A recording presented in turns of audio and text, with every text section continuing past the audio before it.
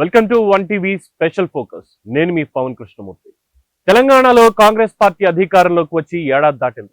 ఇంకా మంత్రివర్గంలో 6 ఖాళీలు భర్తీ చేయాల్సింది. ఈ రోజు రేపు అంటూ ఊరిస్తున్నారే కానీ భర్తీ మాత్రం జరగడం లేదు. అసలు ఈ ఆలస్యానికి కారణం ఏంటి?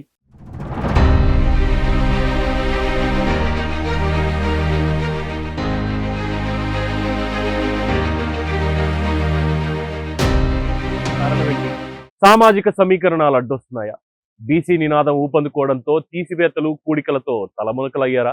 కొత్త ఇన్ఛార్జ్ వచ్చినా ఎందుకు ఆలస్యం అవుతుంది? Let's watch this story. తెలంగాణలో కాంగ్రెస్ అధికారంలోకి వచ్చి దాదాపు ఏడాదిన్నర కావస్తోంది. అయినా ఇప్పటికీ పదవుల భర్తీ పూర్తి కాలేదు. మంత్రివర్గంలో ఇంకా 6 మంత్రి పదవులు ఖాళీ ఉన్నాయి. మరోవైపు పీసీసీ కార్యవర్గం కూర్పు ఒక కొలిక్కి రాలేదు.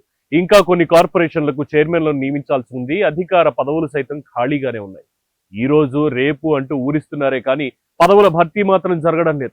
ఇప్పటికే హోమ్, ఎడ్యుకేషన్ వంటి కీలక శాఖలు సీఎం రేవంత్ రెడ్డి చేతిలోనే ఉండడంతో ఇంటా బయట విమర్శలు ఎక్కువ అవుతున్నాయి. ఈ నేపథ్యంలో కాంగ్రెస్ అధిష్టానం పదవుల భర్తీకి కసరత్తు చేస్తోంది. 10 ఏళ్లుగా అధికారానికి దూరంగా ఉండడంతో సీనియర్లంతా తమకు పదవులు కావాలని డిమాండ్ చేస్తున్నారు. పార్టీ కష్టాల్లో ఉన్నప్పుడు తాము చేసిన సేవలు గుర్తించాలని, పార్టీ కోసం ఆర్థికంగా ఎంతో నష్టపోయామని ఇలా ఎవరికి వారు తమ లాబియింగ్లు మొదలుపెట్టారు.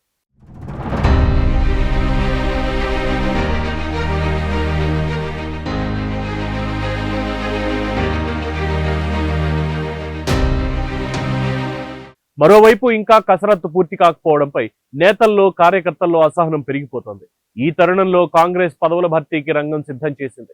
పదవుల భర్తీకి ప్రధానంగా సామాజిక సమీకరణాలే కారణమని తెలుస్తోంది.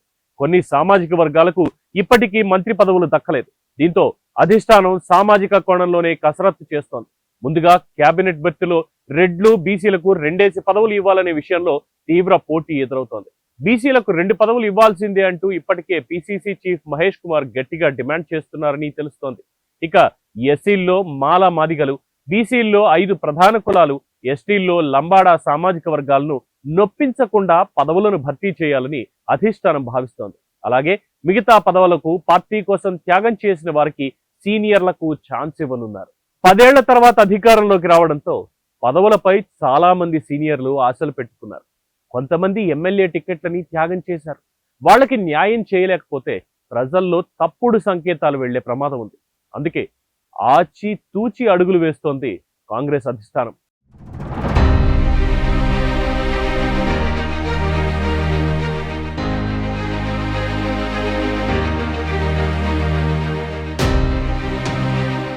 మరోవైపు ఈ నెల 10 కల్లా ఈ కసరత్తు పూర్తవుతుందని పార్టీ వర్గాలు చెప్తున్నాయి.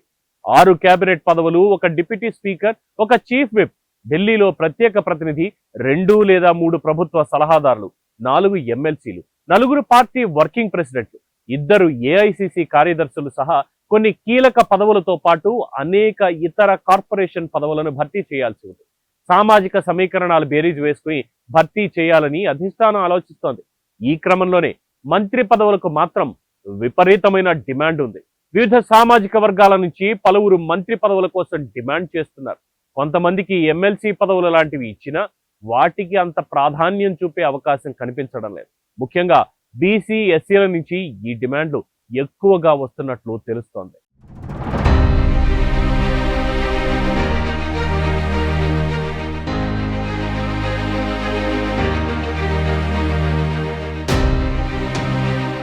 ఇంకోవైపు ఇప్పటికే ఎస్సీల్లో మాల మాదిగలు తమకు ప్రాతినిధ్యం ఇవ్వాలని డిమాండ్ చేస్తూనే ఉన్నారు. ఇక బీసీల్లో ప్రధానంగా యాదవ, మున్నూరు కాపు, ముదిరాజ్ సామాజిక వర్గాలకి ప్రాధాన్యం ఇవ్వడం తప్పనిసరిగా మారుతోంది. గతంలో కేసీఆర్ ప్రభుత్వంలో 5 యాదవ ఎమ్మెల్యేలు, 1 మంత్రి ఉండేవారు.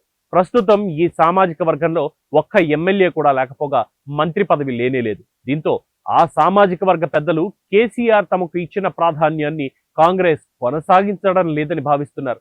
అదే క్రమంలో మున్నూరు కాపు సామాజిక వర్గానికి ఇప్పటి వరకు తగిన ప్రాధాన్యత ఇవ్వలేదు. ఒకప్పుడు మున్నూరు కాపు సామాజిక వర్గానికి చెందిన వారు 3 పీసీసీ అధ్యక్షులుగా పనిచేసిన సంగతి అందరికీ తెలిసిందే.